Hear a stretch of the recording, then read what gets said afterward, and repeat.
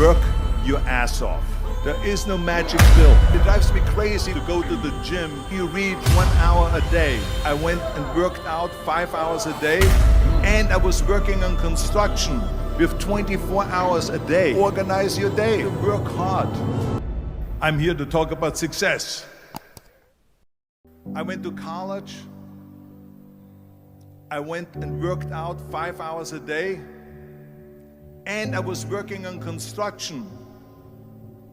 Because in those days in bodybuilding, there was no money. I didn't have the money for food supplements or anything.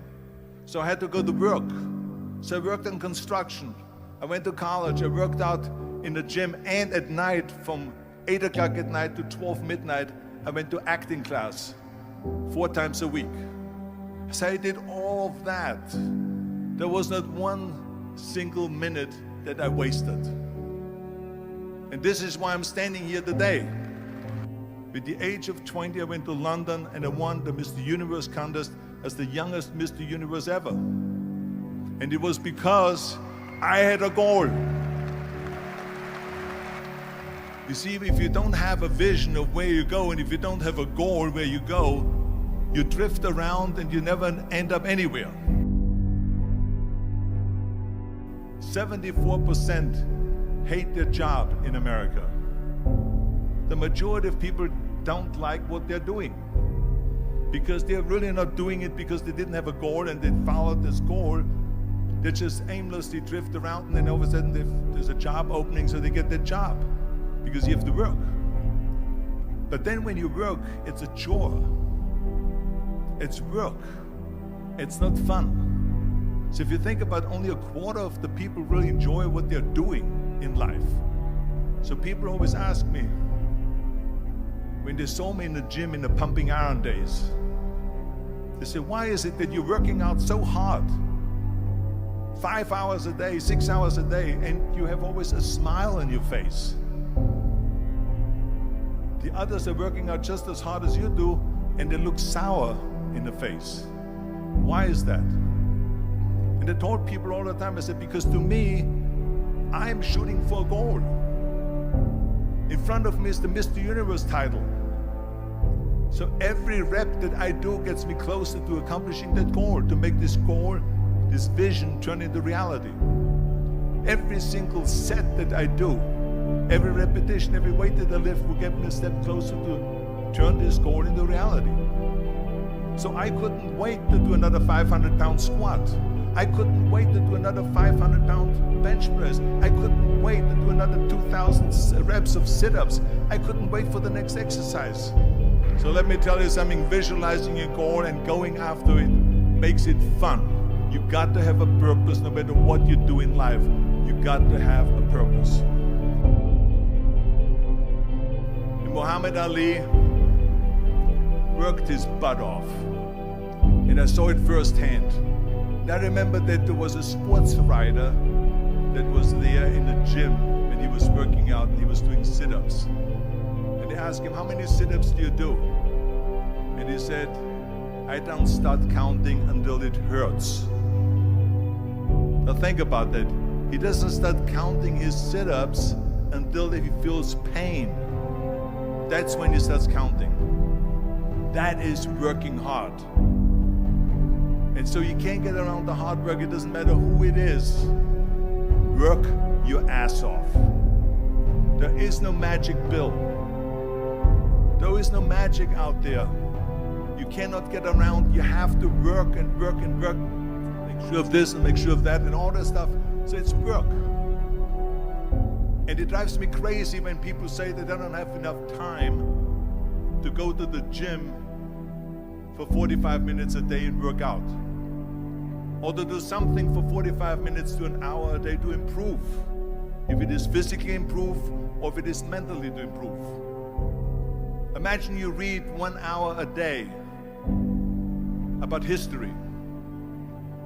How much you will learn after 365 hours in 1 year. Think about if you study about the history of musicians, of composers, how much you would know.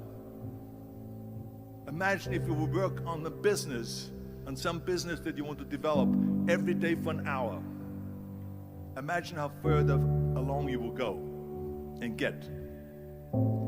So it drives me nuts because when people say we don't have the time, we have 24 hours a day. We sleep 6 hours a day, so that gives you still 18 hours. So there's someone shaking their head out here in front. They say probably, I don't sleep 6 hours, I sleep 8 hours, right? Or just sleep faster.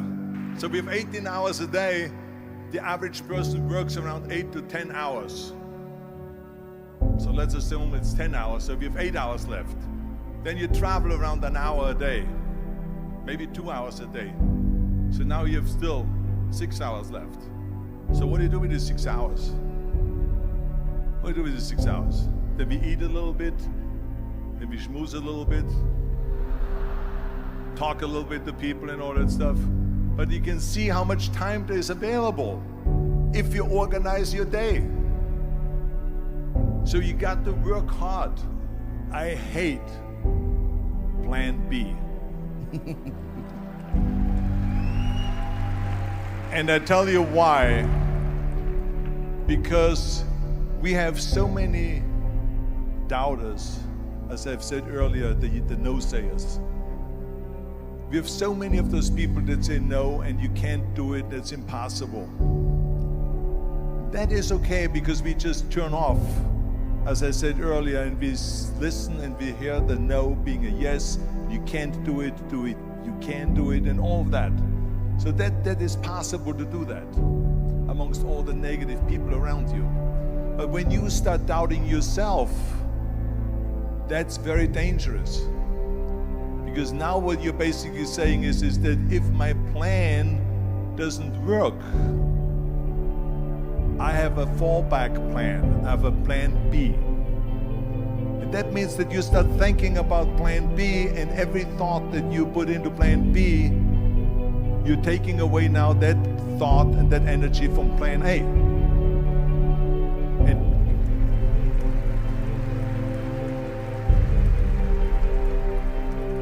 And it's very important to understand that we function better if there is no safety net, because plan B becomes a safety net. It says that if I fail, then I fall and I get picked up and I have something else there that will protect me. And that's not good, because people perform better when there's no safety net. People perform better in sports and everything else if you don't have a plan B. I'm telling you, I've never ever had a plan B. I made a full commitment that I'm gonna go and be a bodybuilding champion. I made a full commitment that I'm gonna be in America. I made a full commitment that I'm gonna get in the show business and I'm going to be a leading man. No matter what it takes, I will do the work. I will do the work over and over and over until I get it. And the same was in politics and everything like that. So to me, it is very dangerous to have a plan B, because you're cutting yourself off from the chance of really succeeding. And one of the main reasons why people want to have a plan B is because they are worried about failing. What is if I fail, then I don't have anything else? Well, let me tell you something. Don't be afraid of failing, because there's nothing wrong with failing. You have to fail in order to climb that ladder. There's no one that doesn't fail. Michael Jordan said in one of his interviews, when they said, "You're unbelievable, you're the greatest basketball player of all times." I mean, tell me about that. And he says, well, you're just mentioning the successes. But he says, for me to become the greatest basketball player, I missed 9,000 shots when I was playing basketball at the NBA games. So during these games that he was so successful, he missed 9,000 shots. Does it make him a failure? No. He's one of the greatest basketball players of all times, but he failed 9,000 times. Do you get it? We all fail. It's okay.